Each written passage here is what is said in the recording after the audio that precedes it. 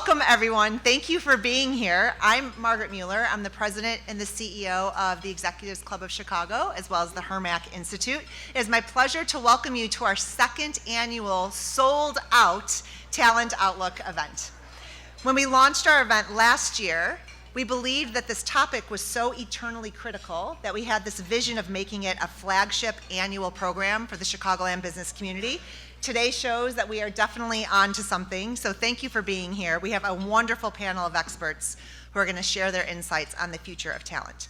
Before we dive into the program, I want to thank all of our seasoned sponsors whose support makes all of our exceptional programming possible. I know it sounds very pat, that's what a lot of nonprofits say, but it is so true. We cannot do any of these events without our sponsors. We have tremendous, generous sponsors. Thank you to all of them, and particularly to today's presenting sponsor, WTW. I want to acknowledge all the members of the Exec Club and HERMAC Institute Board and Council of Advisors who are here with us today. Jeff Atkins, President and CEO of Energy BBDO, Imran Qureshi, Head of North America WTW, Manika Turnbull, CHRO Healthcare Services Corporation, Linda Chapin, EVP and CHRO at UL, Susan Gallagher, President and CEO of Bravanti, Christy Harris, CHRO of CCC Intelligent Solutions, Carolyn Lind, Talent Strategist at Northern Trust, Katie Tapp, SVP Area Sales Director for Lee Hecht Harrison, and Brian Powers, CHRO of TTX. Thank you all for your leadership.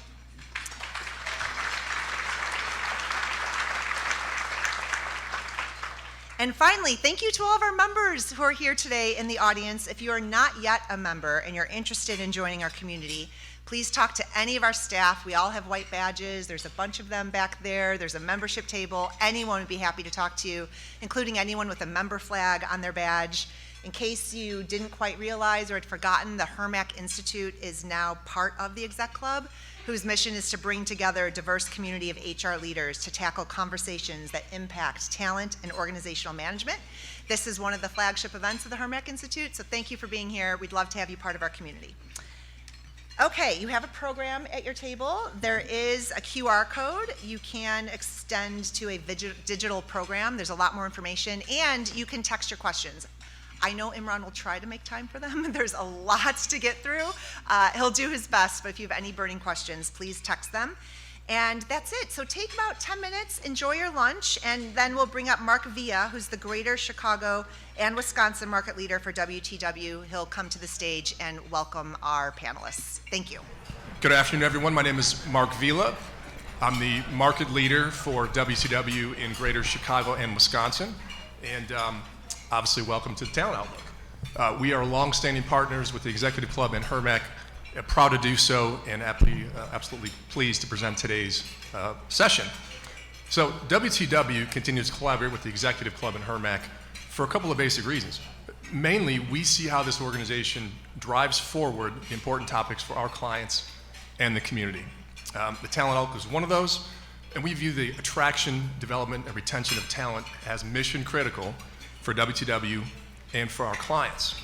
How we perform in this talent arena, if you will, absolutely makes a difference in our culture, how we create value for clients, and ultimately in our financial performance. So, with that as a backdrop, let's get going. I'm excited to welcome our incredible panel. Joining us are Claire Borelli, Executive Vice President and Chief People Officer at TIAA, Michelle Hodges, Vice President, Global HR and Talent Management at United Airlines, Manika Turnbull, Senior Vice President and Chief HR Officer at Healthcare Service Corporation. Let's give them a hand.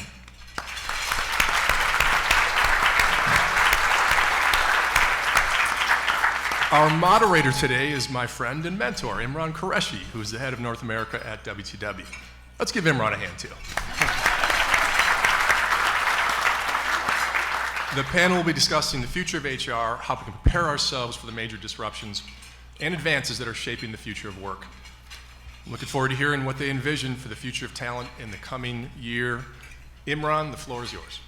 Great, thank you, Mark. So I'm just going to make some opening comments here, and I'm thrilled to be here. The energy in this room is phenomenal. Let's also translate that energy to the questions that I'm sure you're going to have for the panelists throughout this conversation. So there is the opportunity to text questions. And I've got an iPad to my left. I'm able to see those questions, and I'm going to try to do the best I can to interject those questions through the conversation. So you'll see details on your table around that. So the Talent Outlook was first conceived, and we had our first session in February of this year, and it was primarily done because of the critical role talent plays in achieving business strategy. And the issues that we grapple with straddle industries. And so I'm thrilled that we have a diverse set of industries represented on this stage. And so as we just reflect on the role that talent has had on impacting business strategy, certainly the last 3.5 years since the start of the pandemic has really magnified the impact that talent has made.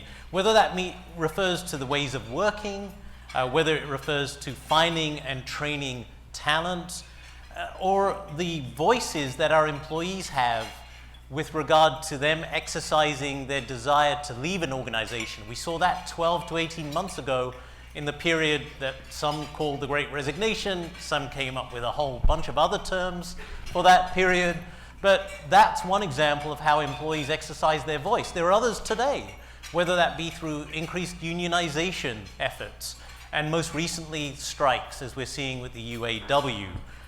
The first Talent Outlook session we had in February also acknowledged this period of grayness that we were in for people and organizations, where to some extent we were losing basic norms that we had experienced for decades. And that's manifested itself where we're still struggling with this inevitable question we're likely to get, and we'll explore it on this stage, the balance between in-office or remote working. That's an example of that struggle and those basic norms that we've seen changed over the last decades. We've also had a conversation when we were in February around this idea of human-centric leadership. So the idea that we've got diverse audiences, diverse employees. How do we not only listen to them, but also ask them their perspectives, their viewpoints, and harness that feedback that we're getting? The final area that we talked about, which I'm sure we're going to talk about today, is around technology.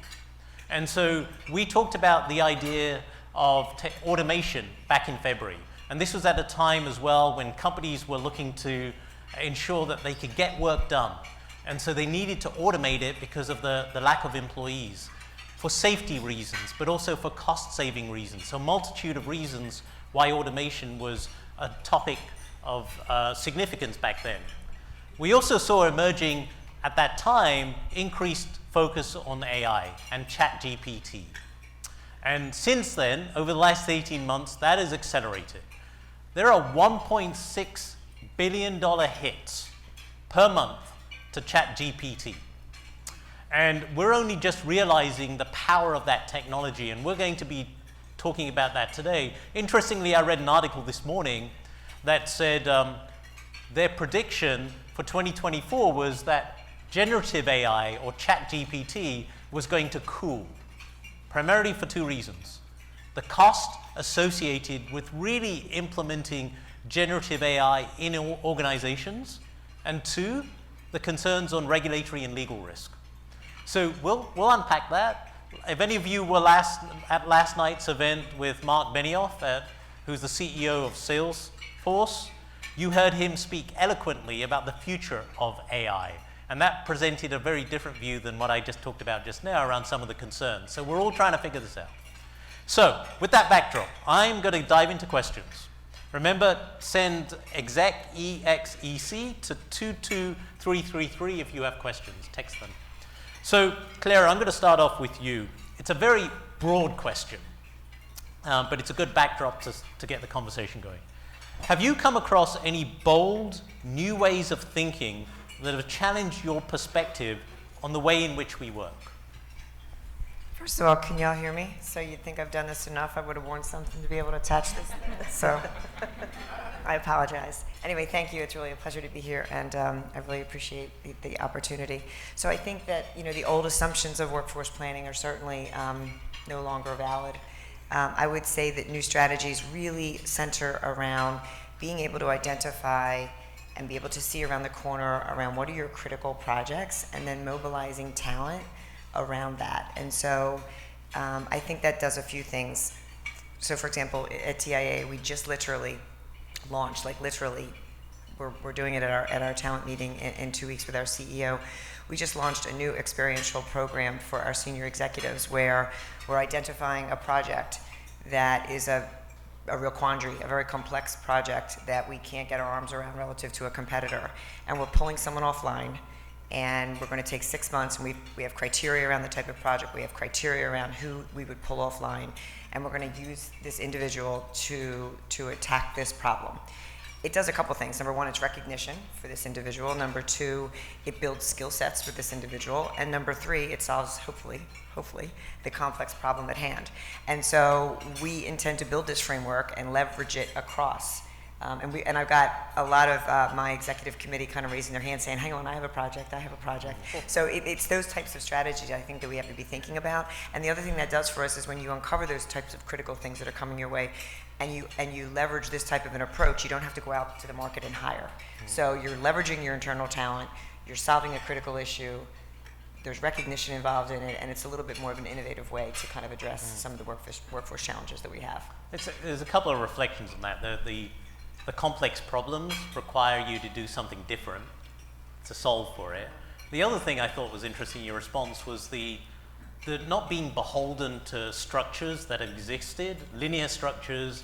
You're looking at breaking those up and harnessing talent regardless to solve a problem. That's really interesting. The only thing I'd say that you do have to be careful that you manage it appropriately, or you can have a little chaos. So making sure that you've got a framework around the beginning, the end, the communication, expectations, the metrics for success. So you do still have to have some of those traditional components, I think, to ensure success. And that's sort of organized chaos, I guess. Yeah. But it's also how do you, you can do that in a smaller context, but you're a much larger organization, right? Same as HCSC. Yes, absolutely. So, I mean, what's your response to this broad question around just bold new ways in which we're trying to address problems of today? Thank you, Imran. I appreciate it. And I'll give you a little bit of background of our company, Healthcare Service Corporation, if you might not be familiar with it, because I think it's important in the way that I answer the first part of this question. So Healthcare Service Corporation, if you're not familiar with who we are the parent company, meaning we own and operate 5 Blue Cross Blue Shield plans.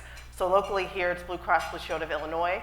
We also have Montana, New Mexico, Oklahoma, and Texas. And so, Imran, to the first part of your question around how have things changed, for us, we, because of who we are, right, and we've got, hopefully we're serving you and your organizations, but our way of work continues to be focused on supporting our members, right? So we, even through the pandemic, coming out of the pandemic, we've stayed very true to our purpose that's in supporting of our members. And so we are very thoughtful and diligent in how we structure and how we approach work and workforce management, because we know how we structure, how we support our employees directly impacts the experience that our members are getting, right? So in terms of the question of bold new ways of thinking, I think for us, it has been, we've had to take a step back and kind of take it through the lens of what's old is new again, meaning specifically around employee development.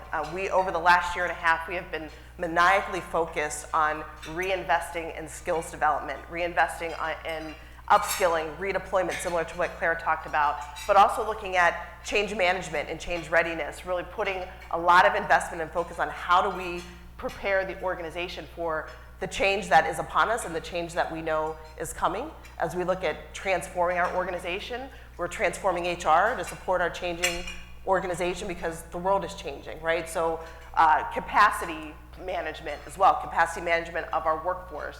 AI is a piece of that, which I know that we will talk about. So I think it's really taking a step back. All these things that have always been a part of an organization, that we've kind of taken for granted or went on autopilot for several years, right, and kind of fell into those nice, clean structures. We said, no, now it's time to take a look, get deeper, and really blow the roof off of what does it mean to upskill? What does it mean to redeploy? What does it really mean to do capacity management within an organization to be able to support the organization.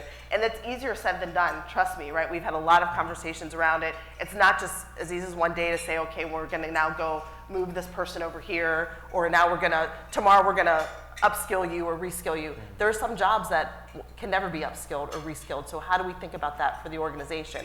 Some of this, when we're talking about reskilling the workforce, there's technology solutions, there are platform solutions that have to be in place to do that, right? So I think it's, again, what's old is new, but with a totally different lens on how we have to build for sustainability for the organization. So, yeah. I want to pick up on the two words you said, which sort of I think we use a lot, but I'm curious about your insight around how you actually make an impact there, and that's change management. Yeah. So I feel as though, whether it's in our everyday lives or as an employee of a company, we're inundated with so much change. And the words that I'm hearing a lot from, I think, employees is change fatigue. So how do you manage through that? What's a tangible way in which your organization is helping manage that change and address that notion of change fatigue? Yeah, I mean, I think you have to normalize it. I mean, change is not an event, right? And so we've talked a lot about our workforce, and we're a company, I've got my team members and employees in the room here today. We change a lot in the organization, and I think if you don't set that expectation that we're an organization that is going to change, we have to change, right? We have to make sure our customers, our employees expect us to change, but I think you have to connect. It's nothing new, not a new concept, but you have to connect the why to it. I think when change fatigue occurs is that we're not, don't do a good job of articulating the why, don't do a good job of articulating the benefit to the organization, the benefit to the workforce, the benefit to the individual employee, and then you have to quickly show them that benefit, right? Because then you lose credibility through it. And so that's what we're starting to push, that, we don't want change to happen to you, or we don't want to put change on you. We want you to change with us and bring you along with that. And again, change management and change readiness is not a new concept. We just have to have a different focus on it, right? Because like anything else, I mean, with fatigue happens in every aspect of our life, but how do we get ahead of it and be ready for it? And planning is the most important, and normalizing it, right, is the key. So when we go into big projects, yes, we talk behind the scenes in HR about the change management component of it, but we don't talk about that outside to our business. We don't use those words. It's all about sustainability, impact, what are the outcomes, how do we get adoption, right? So there's a bit of a magic in the words that you use around it as well. That's really, so really you good. take it from being event-driven. Love that word normalize, right? Normalizing change. Michelle, I want to bring you into the conversation. Yeah, the one thing I would add to the explaining why is also listening. Because if we don't listen to our employees as we're trying to implement change, and it's coming from, for us, we've got Willis Towers, where our headquarters is at United Airlines, and we have employees around the world. And if we don't find a way to listen to how it is going for them and listen to what the consumer is saying about the changes that we've implemented, we could put something in place, a policy, a procedure, something big that isn't working. And so it's finding that two-way communication, and so we're explaining the why, but then we're listening to what they're saying as to how it's going. So how do you balance a plethora of different views? I mean, you've got a diverse workforce from the various work groups, right? You're global. You've got your unionized employees, non-unionized. You've got a real diversity of groups. So you're going to have a diversity of opinions. And then every one of us are probably customers of United, right? So we all have our opinions. So how do you balance all of that? Yeah, I mean, look, we're going to talk about the future of work, but part of it is you don't just do it in the four walls of your home or the four walls of your office on Wacker. You have to get out and listen to what your employees are saying. You have to get, you've got to be with them as they are learning how to use the technology. You have to be with them and seeing how the customers are interacting with the new chatbots. Because if you're not there with them, you're missing out. And those type of things happen between 9 and 5, but they also happen on the, Wednesday before Thanksgiving, right? So it's really being a part of it, and it's getting out there. Of course, we have the traditional methods of surveys, and we do listening sessions. There are lots of ways that we take input from our employees, but really it's having leaders that are out with our our employees and customers. I think that's a really good example of another term we use a lot, but I think you brought it to life, which is the idea of empathetic leadership, right? So when you're in there connected on the ground, you're likely to be more empathetic. So maybe I'll stay with you. You talked about technology before, right? So I'm gonna pivot to the topic right now, which is very relevant, and one came through here on AI. So it's a long question, so bear with me. So for many, the AI revolution seems to have happened overnight. When we held, as I mentioned earlier, our first Talent Outlook in February of this year, it wasn't even on our radar. ChatGPT and other generative AI platforms are rapidly changing the way we work, which can make it hard to keep up. So when it comes to HR and talent, how is your organization approaching the use of AI and its rapidly changing nature? Yeah, it's a great question, and carefully, but also quickly, because we want to be a part of it. We don't want it to happen to us, but we have to be really careful. Again, we operate internationally, so there are some big-time privacy laws that we have to be concerned with. We have implemented a team at United Airlines that includes our cybersecurity and our legal team, as well as operators and HR people, and we're looking at it in a few ways. I'll dissect it to the HR team. It's actually been on our radar for a while.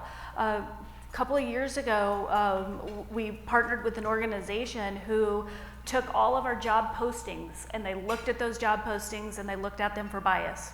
And how can we, look at what we are putting out to the public? We're hiring 50,000 people after the pandemic over a 5-year period of time.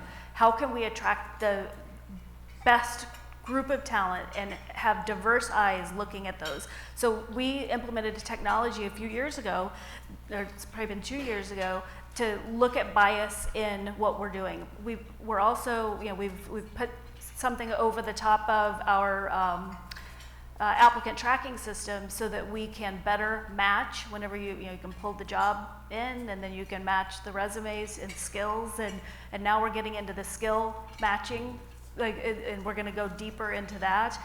And then simple things like, how can I let my HR team get away from repeatable, somewhat mundane tasks of answering questions that could very easily be put into a chatbot, and the chatbot could look at the employee, their years of experience, what union they're in, and it'd answer the question of what their medical leave should look like.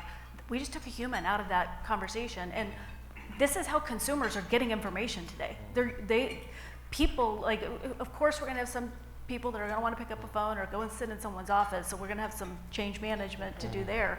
But I think that we have a wide spectrum of the way that we can use it. And then on the business side, how do we help our leaders tool up for what the workforce is going to need to look like in 2, 5, and 10 years? What's the biggest risk that you're most concerned about? Using it wrong. Because I think right now we don't know what's right and what's wrong. And you look at the way technology comes at us, and there are times that what we thought would be Teams and Zoom, people resisted that 5 years ago.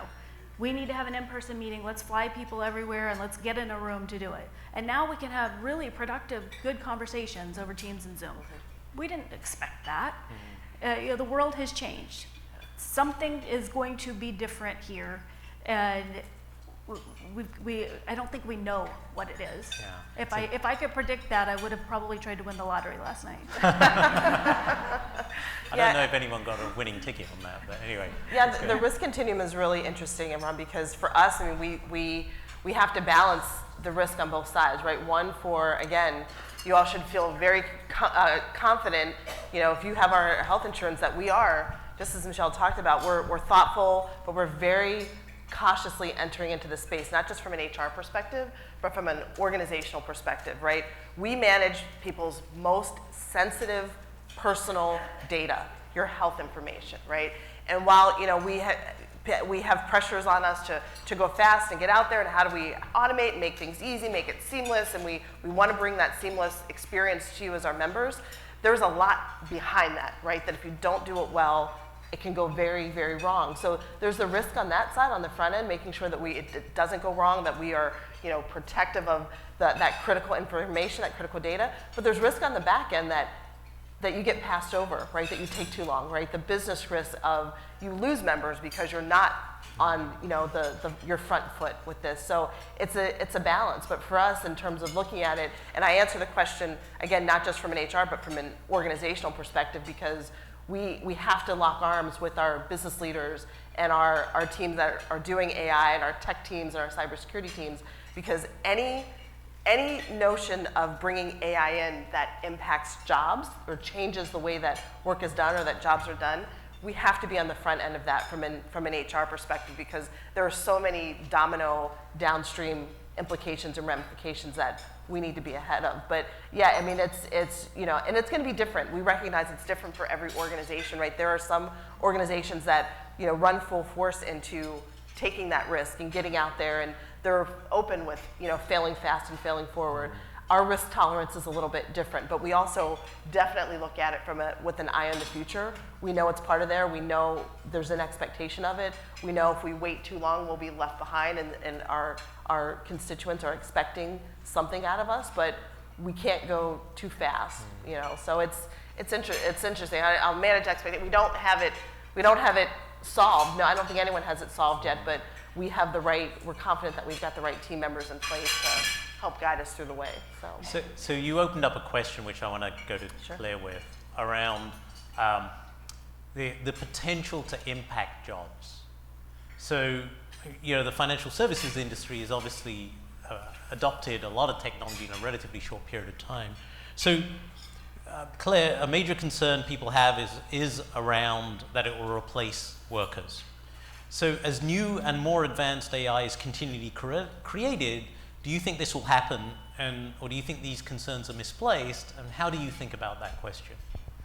Yeah, I don't think they're misplaced. There's no. Can you hear me okay? This is a nightmare here, guys. I don't think they're misplaced. I think, without question, this is absolutely changing the landscape of everything that we do. We all know that. But there is no replacing human interaction. There are so many things we do, and I'll just stay in the HR space. When you think about innovation and creativity and how much coaching the HR function does, and meeting recruits and understanding, are they going to work for us? Are they going to jive with our culture? There's so much that AI is not going to be able to do. So there is still so much human interaction that's going to be needed. So that's point one. But I would say, I actually was listening to a podcast the other day, and I thought it was really interesting. And it was from Harvard Business School, and what they said was, be clear, there is going to be a difference between, or let me say it differently, humans that can work with AI will replace humans that cannot work with AI. And so I do think it's really incumbent upon us as an organization, whether you're in HR, no matter where you are in the organization, that you upskill your teams to understand what is the role of AI, how can they be better in AI, what can it do for them as it relates to their job, and how can it improve performance and improve the bottom line profitability of an organization. Yeah. So we're really working on upskilling our teams in that space. We're walking carefully, similar to my fellow here on the panels have said. We're making sure that we do so in a thoughtful way. We have several opportunities of things that are in our labs that I'm partnering with our technology leader on. Some of them are around recruiting. Some of them are around, now just our HRCG, which stands for, when associates call in and they want questions, we're using AI to understand what are those repeated questions that we can just, that's a little bit more machine learning, which is really interesting, by the way.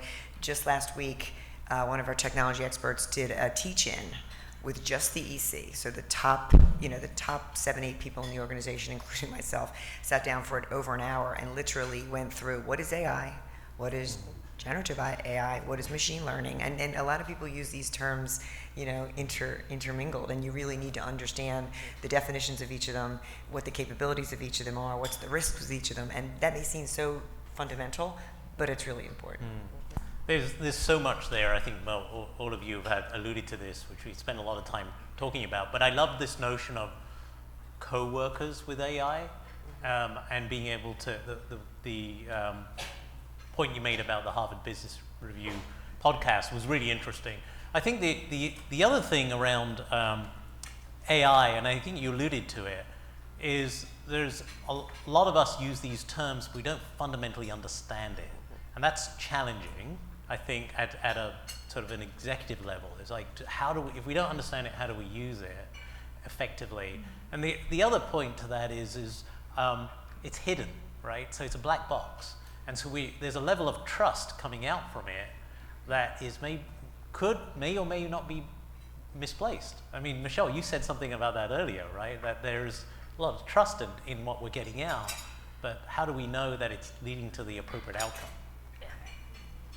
I mean, look, we're going to have a workforce. Think about the kids that are seniors in high school right now who are writing their college essays, that are about to go to college, and they're going to have ChatGPT at their fingertips their entire college education. And then they're going to come into our workforce.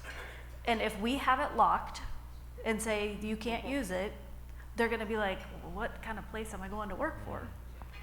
So, like, we've got to get this figured out. And, you know, I think that we have to be careful with data.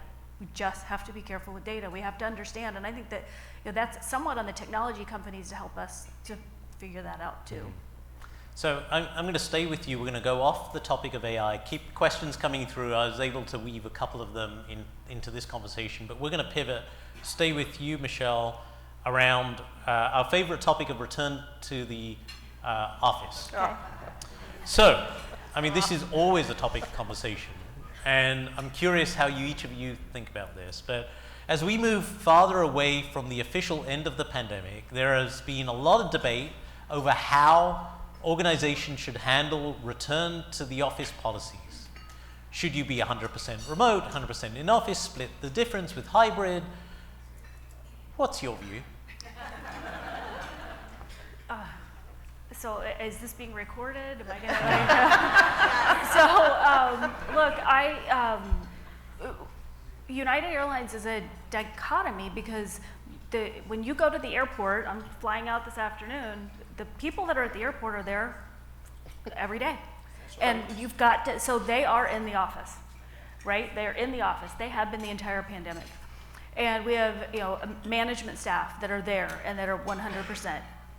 But we have a flexible work environment, not for those that are working on your airplanes or flying your airplanes. They are doing it in person, right?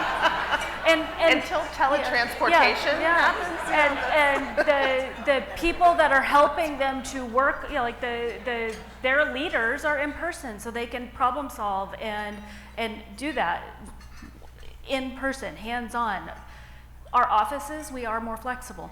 And we have seen some of our airport employees that are looking and saying, I'm interested in moving up and I would like something more flexible. So we are affording a multifaceted approach to this. We do have some in office, like we run a network operations center. Those people are there day in and day out, so that when there are operational disruptions, they can turn around and say, where do you have a crew? Where do you have an airplane? Let's get this. So they work together, and the meteorologist is there, and all of that happens in person. However, if I go out with a blanket, we are in person. I personally think we are going to lose out on a diverse, highly skilled workforce. Because when you look at accountants and digital technologists and communications people and HR people, recruiters, they're flexible in other organizations. And if I don't keep my executive team thinking like that, because I do have to keep them thinking like that, because it's easy to go and say, my airport teams are there, everybody needs to be there. And I'm saying, as the talent acquisition leader, if you want to attract and keep talent, top talent, let's be flexible. Because I think flexibility is the key. And we're hybrid. We ask people to be in the office 3 days a week, but we also ask them to be in the airports, like I was talking earlier.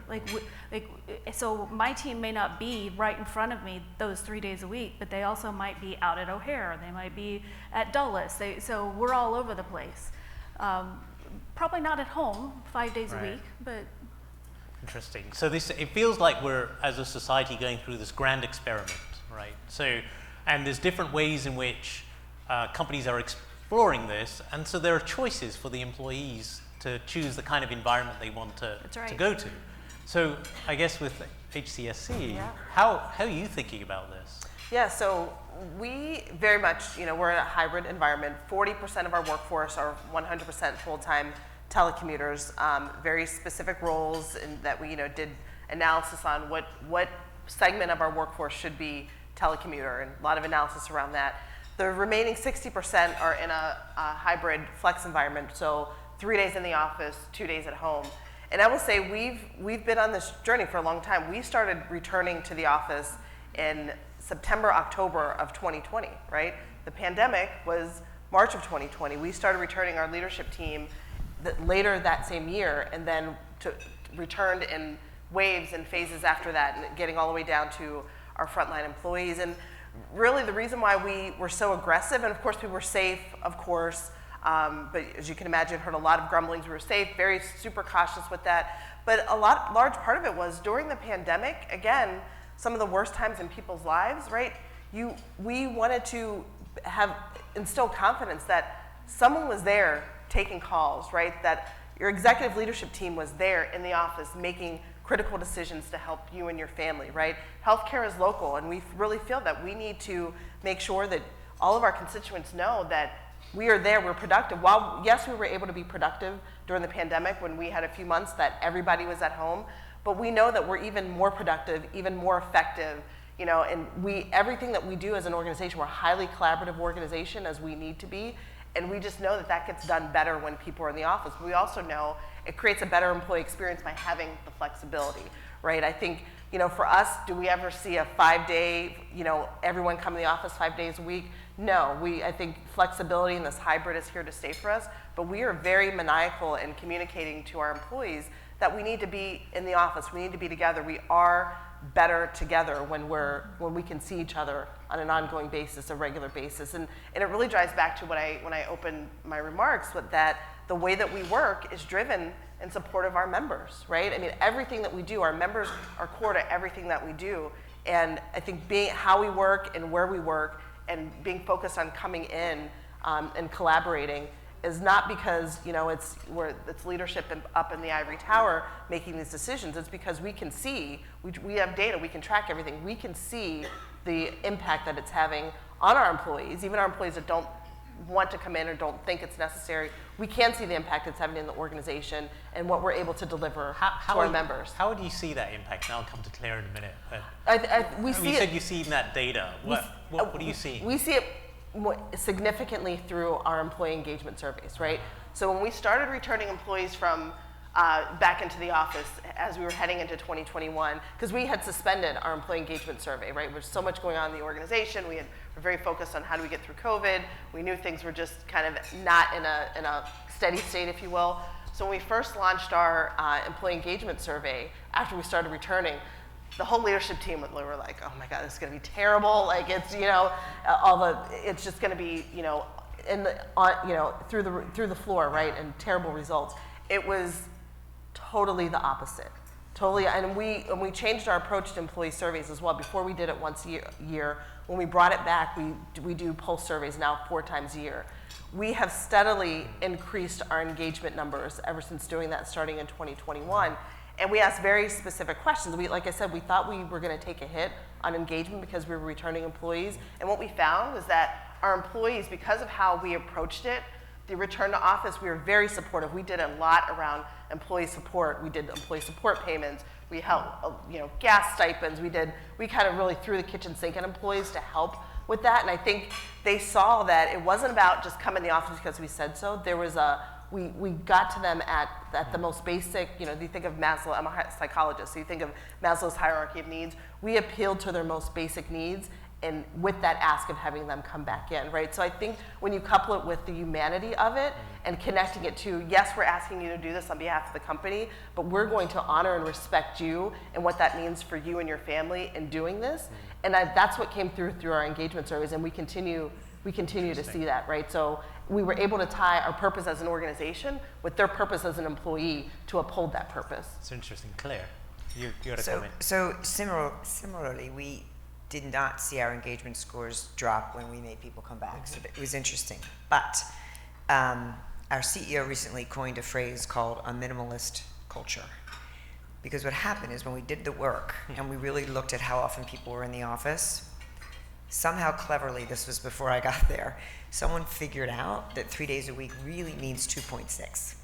Because when you take away vacation and you take away personal time and all that good stuff, it really means I only need to be in the office 2.6. Now start doing the math. 3 days this week, 2 days next week. And when our CEO started asking me for numbers and I was bringing them forward, the number of people that were only coming to the office under 2 days and under 1 day, I thought I was going to have to peel her off the ceiling. It was an ugly time. I have colleagues sitting in the back of the room. It was a little bit of an ugly time at TIAA because she was really annoyed. And what she said to me is, I don't want a minimalist culture. Anybody that knows Deshonda Duckett knows she leads with culture, and she was very concerned that there was no way that we were going to have the culture that we needed to have in order to climb the hill, by the way, that we're doing from a transformation perspective with a minimalist culture.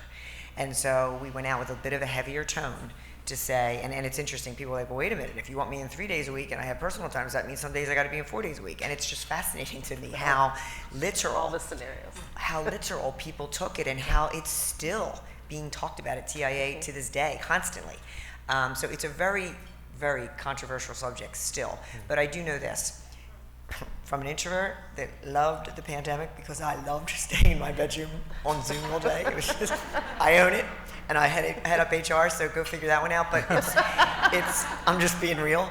To literally sitting before you and saying hand over heart, I without question am enjoying the days I'm in the office for sure. The collaboration is better, I'm more productive, my team is doing better, and I never thought I'd say it. I thought I'd say it, but I thought it would be lip service, but I believe it from my heart, and I see it and I feel it.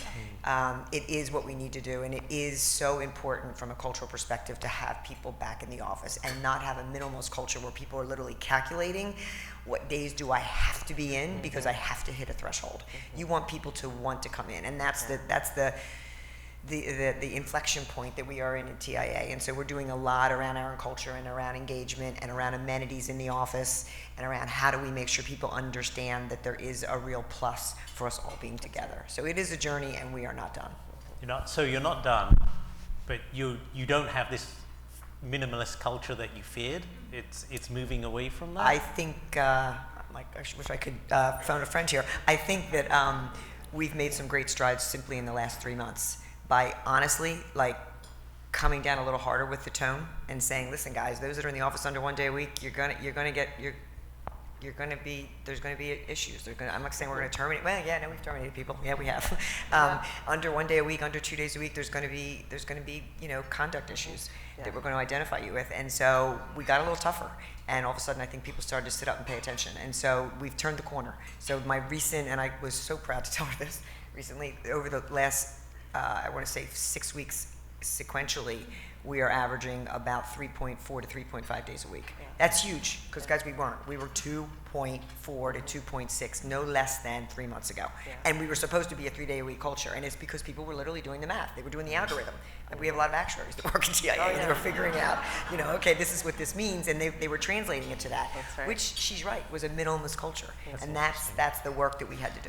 And I'm glad you mentioned that, Claire, because same thing. There was the carrot piece of it, right, around a purpose that I mentioned, but we did have to make a pivot to go more of a stick, right? So when we looked at the data and saw, we first started with employees that were 0 to 1 day a week, right, and really started to get very forceful there, and that helped as well. So I don't want to paint the wrong picture. I mean, it was both carrot and stick with it as well, for sure. So I want to shift gears to probably a little bit more of a technical topic, but it's and maybe address this to you first, Claire, and then Manika.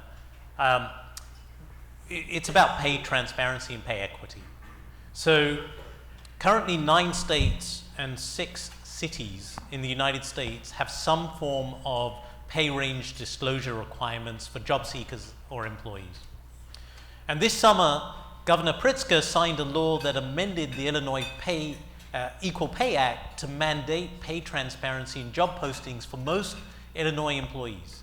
So employers with more than 15 employees will now have to include the pay scale and benefits for a specific job in their job postings. And that law goes into effect January 1, 2025. So What has your organization done to prepare for that? How do you think about pay equity and pay transparency across the US? Yeah, so at TIAA, we have in all states been publishing pay ranges for several years. And I feel really proud to say that. For us, it's all about, you know, having equity and doing the right thing and hiring people and just being totally transparent about what the best pay practices are. I will tell you, in a past life, which wasn't that long ago, when I was at Chase, and I was, you know, I got that phone call from legal about this, and, you know, what states are we going to do and what states are we not going to do? I was so nervous for so many reasons that I'm sure many of you are, in terms of, what about the incumbents? How am I going to post this when people... It's not as scary as you think. It really isn't. You just got to jump off and do it. And look, at the end of the year, when you're doing your work like we all do around pay equity and understanding where there may be gaps, you address it. Like, you just got to jump off and do it. It's the right thing to do. I don't mean to simplify it, but I'm a firm believer. And your executive leadership team, were they on board with this? 100%. Okay. 100%. Great. Manika? Very similar for us as well. We saw it come down, and we said, yeah, it's the right thing to do. We pride ourselves in our pay equity practices. It's something that's been long-standing practice for us, and we do it on an annual basis. And when we find if there's, you know, things are off, we immediately correct. So when we did this, we said, yeah, I mean, we didn't bristle at it. And even though it's in Illinois, I had my HR leadership team meeting yesterday, and we said we're going to do it for all of our states, right? I mean, it's, you know, because people float in between. You might work for the mothership of HCSC. You might work for one of our plans. People float in and out. So for us, it's just from an operational perspective, why would we do it for one state? You do it across the board. What's good for one, what's good for all, and it aligns with, you know, our philosophy around pay practices and pay transparency internally in terms of the work that we do on a yearly basis and looking at salary across the board. We're soup to nuts when we look at do our pay equity studies. Great. So I want to pick up on a question that came through on the text and a conversation I had in the room just prior to that, and direct this to Michelle. And you talked about flexibility earlier on. So one thing we see coming out of the pandemic is that more workers are choosing contract or gig work over traditional full-time employment because it offers more flexibility. So this makes recruiting talent to fill empty positions even more difficult. Do you think this trend will continue, or do you think we will reach a point where workers start coming back to traditional positions? I don't think it will change. I think that this is here to stay, and that if we as an organization expect that we have these union jobs that are set hours and set locations and that are based on your seniority, and we don't provide them, our flexibility comes in their ability to trade their shifts. So we have to just teach them that it's a little different than what picking up from a frontline perspective, because we found that whenever we started looking for workers, a lot of them were driving Uber, doing DoorDash, and some of the folks that like work down on baggage claim and baggage services and even customer service upstairs, you know, the restaurants and the hotels have apps that they can go pick up shifts and drop shifts. So we have to build that level of flexibility into our structure that is around seniority and the union structure. And then when you look at the technology side of things and, you know, the other side, I don't think it is going to change. And I also see that we have, you look at some of the technology jobs have been offshored. You know, we have a big center of excellence in India where and even there, we do a lot of contract workers because that's what they expect, that's what they want. They like that flexibility. And that allows you as an organization as well to be able to flex up and down as appropriate as well, right. Being more flexible. For the management staff, not on the union side. Right. Ours are a little bit different, and when you consider 100,000 employees, over right around 90,000 or probably 93,000 are in one of our unions. So, okay. I think the other thing you have to think about is reducing the barriers of entry. So when you think about jobs that you can't necessarily have gig work, and we're looking to do gig work as well, check. But there are jobs that are kind of traditional, and recruiters are going to have a hard time finding talent for them. So I think it's incumbent upon us to always reduce some barriers of entry. So some of the things that we're doing is looking at jobs and saying, do you really need a college degree to do that job? And if you don't, remove it, because that's some of the barriers of entry that's really important as you think about being able to attract, you know, talent for certain jobs. Okay, so I want to pick up on a topic which has come through on here, but it's a challenging topic, and I'll just frame it as that. So, with our focus on inclusion and diversity, many organizations are focused very much in striving to create a more inclusive and diverse organization. And with the recent Supreme Court rulings in higher education, potentially, how are you seeing that impacting the employer and the employee workforce as a whole? And I know that's a relatively big topic, and we're going to actually try and tackle it as well as a HERMAC Institute next year as future programming, as we have more employers trying to figure out how they're actually going to navigate these waters. But do any of you have a view around this? For our organization, I mean, I can tell you, when that decision came down, for us, it again, something that we didn't bristle over in terms of, oh no, this is going to radically change what we do, right? We won't make wholesale changes to our programs, how we support, because we are, this whole notion of DEI didn't just land on the doorstep of our company last year, right? We are a 90-plus-year-old organization.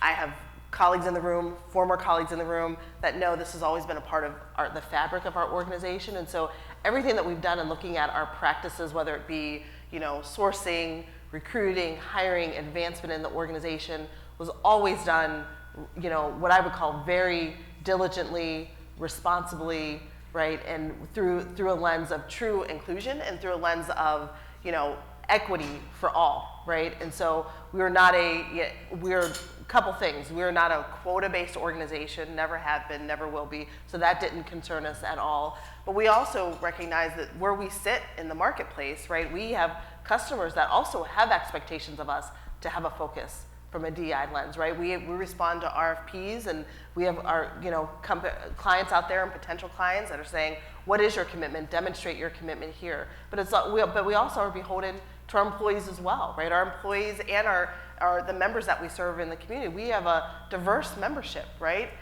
Across all 5 of our geographies, and when you look and look at any subset of the geographies that we're in, it's diverse, right? So how we operate and how we make decisions for our workforce and for the communities that we serve and the members that we serve has to be looked at through an array of diversity factors, right? And so when that ruling came down, I mean, as we looked at our organization and how our practices are run, I mean, for us, we're like, okay, well, we're good, right? This is not something that we're learning. I mean, we've done this and we've made adjustments along the way, and we'll continue to adjust to make sure that we are compliant, certainly, as this continues to take hold.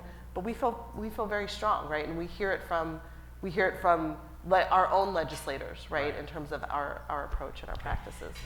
So I +1 on all of that. I think it all resonates completely. That said, it's interesting. Just this past week, I asked our chief auditor to do a full review on every single piece of collateral, whether it's training material, whether it's marketing material, whether it's communications across our entire enterprise that touches DE&I.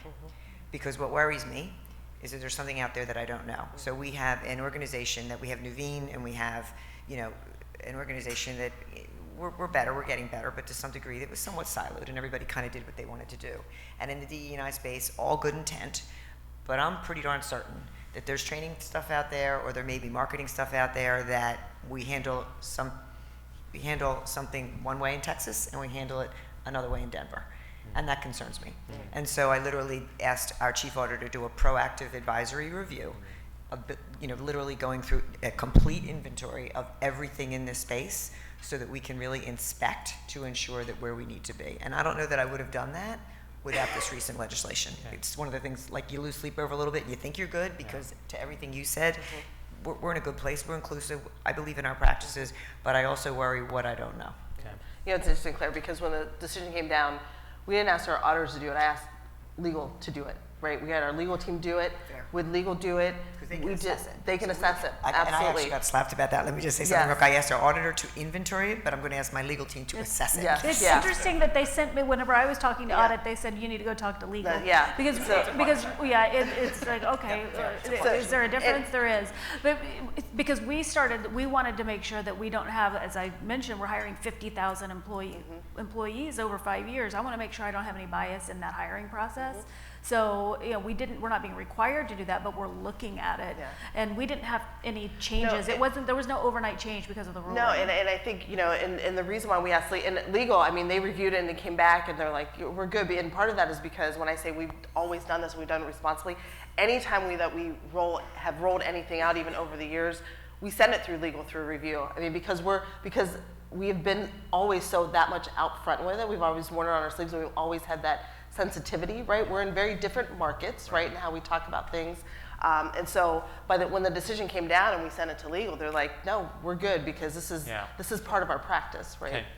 Well, we're gonna wrap. This is a really good conversation, I think. But I'm going to ask you to do a very rapid response to a very complex question.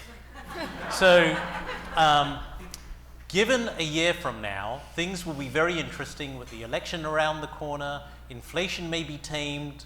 We don't know the impact of the economy next year, but it could be, it's uncertain. What advice do you have for leaders in this room to navigate this future? Really crisp. Like, it could be 2 words, 1 word, a short sentence, but something they can walk away and take away with that. What advice to navigate the future? So I'm looking at faces to see who's. I think Claire has got nodded head, so we'll go that way. So Claire, I'll start. oh, I mean, Michelle. I'll go back to the first question, or one of the first things I talked about, and I think that's keep your eyes open and listen. Great. Keep Great. keep Keep an eye eyes out. open. Listen. Yeah. Excellent. Yeah. Manika? So for me, it's for our company, it is the employee experience. So I say it all the time in the organization, the customer experience will never exceed the employee experience. If your employees are not happy, healthy, feel fulfilled, or that they're driving towards a purpose, we will not be serving our customers. Love the way it. we need to. That was great. Claire, last word. Be inquisitive. Always be trying to find out and learn more. You are brilliant. Thank you so much. Thank you.